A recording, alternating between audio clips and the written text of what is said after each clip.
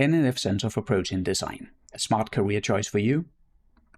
The Novo Nordisk Foundation recently announced a new Center for Protein Design, which is a hot research topic, and it receives generous funding.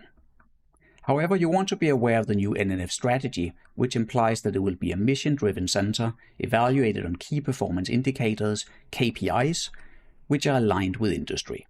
Think of it as the center being evaluated on making spin-off companies rather than papers.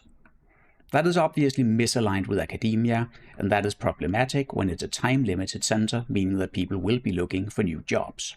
And when that happens, you're on your own. In my experience, you will get no help from University of Copenhagen. So who is it for? Well, if you're a senior group leader and you plan to retire within 10 years, this is a great option to enjoy good funding for the rest of your career. If you think you have more time left of your career though, it's a bad deal. You're better off keeping what you have already. If you plan to join as a junior group leader, this can give you a generous startup package and be a chance to establish yourself before you find something more permanent elsewhere. My advice is to be egoistic.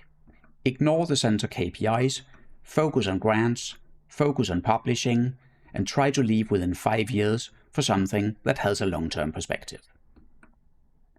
How about starting on a PhD or postdoc? It will be a competitive offer.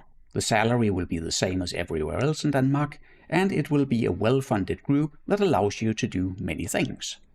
However, you should probably be joining within the first year of the center existing, because otherwise you can expect your PI to leave before you're done with your PhD. What if you want to become a startup founder? This sounds attractive, right? You'll get funding for research, and what you're doing is nicely aligned with center KPIs. However, I would say you're better off going to a startup incubator, and the reason is the unattractive IP ownership rules at Danish universities. You will only own 1/3 of the IP you create while there. So in summary, I expect the center to have difficulties recruiting, especially when it comes to attracting international top talent for group leader positions, since they will have better competing offers elsewhere.